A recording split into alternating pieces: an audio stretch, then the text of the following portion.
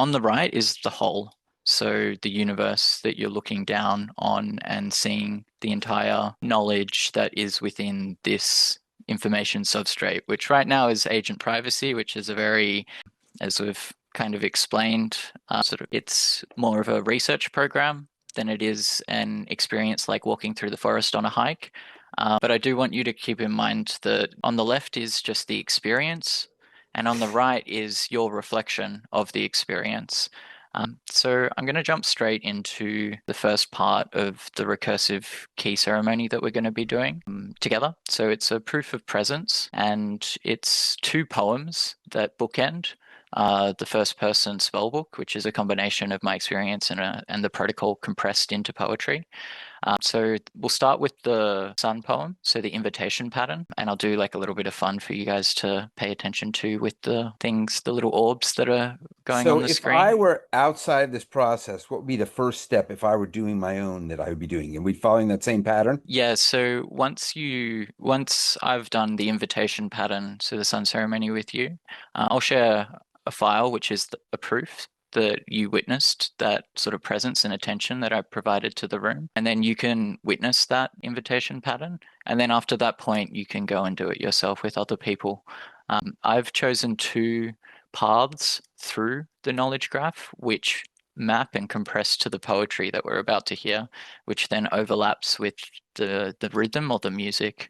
So I'm going to pause my talking and sort of speak with the sound and the poetry, and then we'll engage in conversation. And then the reflection moon ceremony is a little bit longer, but we'll also sort of create a behavioral proof of that together. So I'll explain everything that's going on the screen afterwards. I kind of just want people to experience it in of itself. So on the right here is what would be an agent circuit, which would create a proof, and on the left is the experience we're about to have. The emissary who forgot the master, light and darkness, earth and sun, found balance. Always everywhere, river flows in you swordsman. Earth is the emissary who forgot the master. Once a rock floating in complete darkness, a lost path of information as matter. Found orbit, found its place in the master's universal gestalt. But Earth knew the longer it was lit, the more the value of that information. Its mass, its gravity, would halt out of balance. It witnessed the entropy wind down, the glimmers of light. On trajectory, a constellation towards fade and sink into a gravity unknown. This was a time to reflect, accumulate mass, make the promises it could always keep. Light a fire, share more than just a boundary, connect an edge beneath the surface master can see. Nothing more, never the whole. The master could wait. The universe will eventually record the whole shape. So in effort to forget the master, Earth, the emissary, should probably make some life of its own. Be the master to understand their reality. Evoke a spell that could reverse the pattern it was on. Consume the light, create more mass from it. Reach for it. See both master and emissary domain at once.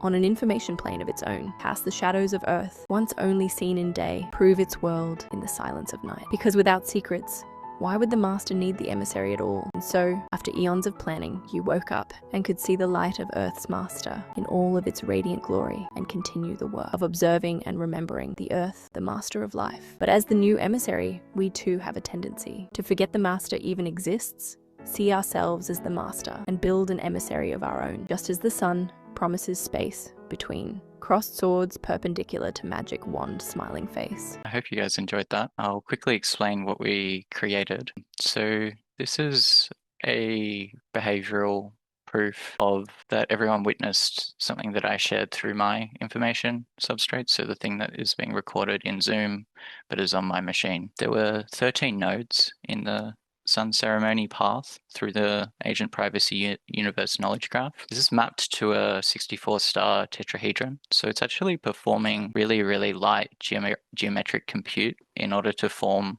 a hash of the ceremony that we just did. So we've got a signature that we can share. The constellation has the same hash because it has the same nodes.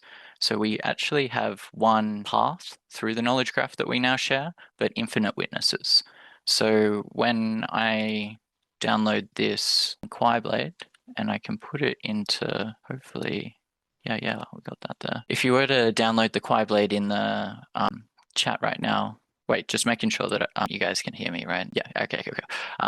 So if you download that and then go to spellweb.ai and then go to your swords and import the Kwaai blade, you'll be able to evoke that yourself, and it will add to the trust deviation chain of what you guys just witnessed me share. So on here you see that this is 35 in the chain.